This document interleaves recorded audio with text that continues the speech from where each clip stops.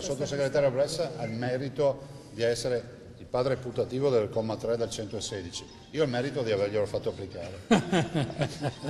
Buon lavoro. Come battuta è buona, vediamo poi i risultati. Tra tensioni dentro l'aula e battute e siparietti all'uscita si è giocato il primo round della trattativa Veneto-Roma sull'autonomia della regione. Una partenza positiva all'insegna di una sola parola d'ordine: velocità. Dobbiamo essere molto veloci e avere disponibilità da entrambe le parti, ma penso che insomma già avere l'obiettivo di una intesa quadro o una pre-intesa quadro, definiamola così, prima delle elezioni, vuol dire alla volta dei primi di gennaio, sarebbe già un bell'obiettivo. Il primo passo della roadmap è la definizione delle materie oggetto della trattativa. Intanto le tre che sono già state definite: ambiente, scuola e lavoro.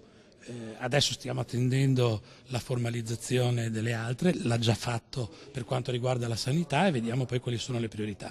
Che non significa per il Veneto rinunciare a procedere alla richiesta di maggiore autonomia per tutte e 23 le materie. Per trattare si tratta su tutte le 23, si tratta di definire che cosa ha senso trasferire, perché immaginare di trasferirle tutte significherebbe trasformare tutte le regioni ordinarie in regioni speciali, e questo non è. Resta comunque la questione fiscale. La regione non ha mai fatto mistero di voler trattenere sul territorio i 9 decimi delle tasse, sul modello delle province autonome di Trento e Bolzano. 9 decimi no, merito fiscale sì, perché quello merita comunque di essere discusso.